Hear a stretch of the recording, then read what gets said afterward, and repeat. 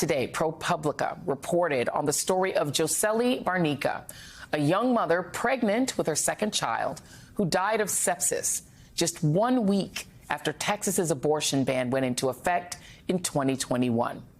Despite being diagnosed with a miscarriage in progress, doctors said they could not treat her, meaning provide an abortion, until her fetus no longer had a heartbeat.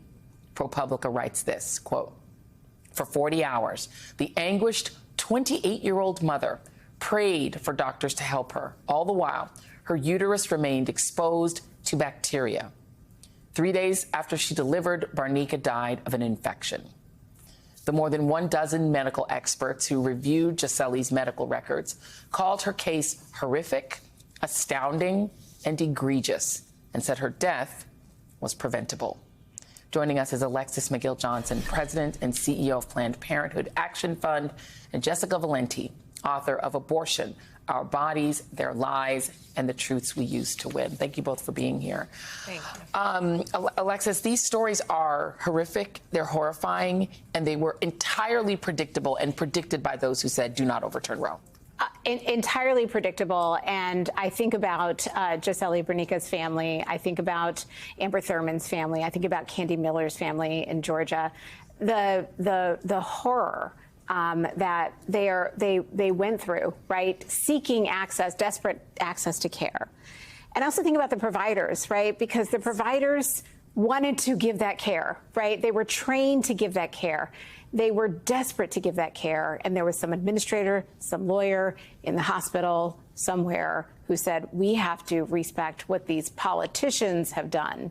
And we know that at no point do Americans believe that politicians are more qualified than doctors or families to make decisions about their own bodies, and they're languishing and dying. And Jessica, this is even before Roe was overturned, right? So that means that when Roe was overturned, there was information out there. This case hadn't come to light yet, obviously, but this just shows that even before that happened, we all knew what would happen if women couldn't get an abortion, and Texas did this bounty hunter law anyway. Right. Texas had passed its abortion ban, even though Roe hadn't been overturned yet. And I think what's so important to know is that in addition to pro-choicers knowing that this would happen, anti-abortion activists and legislators knew this was going to happen, right?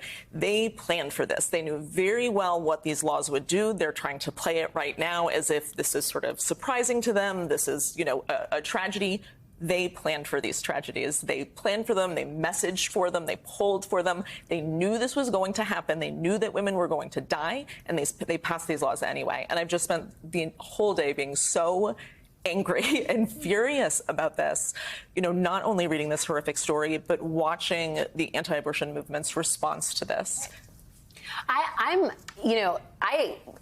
What you say, I believe, Jessica, and unless you don't understand what happens in pregnancy complications, which, if you're writing law, you should have a passing understanding of that. And yet they seem really caught flat-footed, right? Like the anti-choice movement seems really to be in many ways on defense around this, because we're championing women's stories. We're drawing attention to issues of miscarriage and a lot of pregnancy-related complications that we don't as a society normally talk about. But Dobbs has just blown the lid off of that. What you now see in the form of retreat is a bunch of Republican lawmakers who either want to pretend they're not pushing to restrict choice and bodily autonomy. They're not using the language that the anti-choice movement has used historically. They're talking about fetal personhood rather than anti-abortion legislation.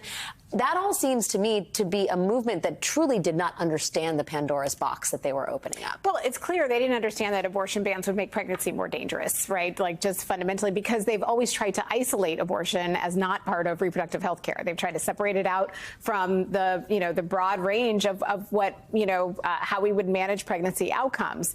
And so when it really starts to come to the fore, when the stories really start coming out, they're just running the other way. And the thing about it is they're also looking at the fact that every time reproductive freedom has been on the ballot, we've won, right? And they realize that it's completely politically inconvenient in this moment. And so they're flip-flopping and they're trying to, walk back, but they can't walk back from these stories. They can't walk back from these deaths. They can't walk back from the horror and the chaos and confusion that they've wrought. Yeah. I wonder what you guys think about this reporting that we have. This is the Washington Post story today by Carolyn Kitchener, who's a great reporter on this topic. And the headline is, "These women are all in for abortion rights and for Donald Trump." These are Republican and independent voters who plan to split their ticket on abortion, voting for an abortion referendum. There are, I think, 10 states that have abortion referenda on the ballot in November, and vote for Trump. They said they were willing to give Trump the benefit of the doubt on the issue, with some feeling reassured by Trump's recent promises not to crack down further on abortion. What?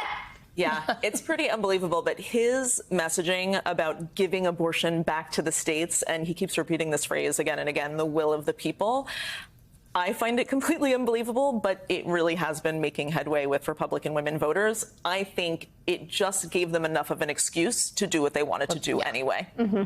They feel like, oh, well, okay. I can care about my issue. I can care about my, what he's doing is he's giving them something really important. He's giving them the false notion of a choice, that they still have a choice, by saying you're going to give this back to the will. But here's the challenge: is they're going to get a really unpleasant surprise if, when he comes in, J.D. Vance and his friends at Project 2025 say, we're not going to pass a national abortion ban, we're just going to enforce the Comstock Act. Because that's all they have to do. I mean, I think a lot of people are compartmentalizing it to, if I can just control what happens in my state, I'll be safe. That's not the case, right? I mean, if you have a president, especially a vice president like J.D. Vance, who is a zealot, they don't need a national abortion ban. They don't need a national abortion ban. They can do it through executive action and the Comstock Act. But the reality is, we're already living, right, in a world where, I've been in, 7 states in the last, 10 days. Every time I land, I have a different set of rights. I'm already living a state's rights. Yeah. When I bring my 12 and 15-year-old girls to see my mother in Georgia, they already have less rights than my 84-year-old mother lived with for her entire life. And she lived through Jim Crow. So I'm like, is states' rights really the argument that you want to put out there, right? Yeah. Is that what we really want to say, that you can be free on this set of dirt and not free on this? Yeah, and also you can't travel, because they want to criminalize travel between states. And now we're getting like Fugitive Slave Act style laws, right, to stop women from travel. Yes, I mean, whether it's period trackers or highways that are closed to women traveling interstate to seek, bodily freedom. The Orwellian aspect of this knows no bounds, Jessica. I shouldn't be surprised that we edge closer and closer to a Handmaid's Tale-like scenario. But this is the modern Republican Party.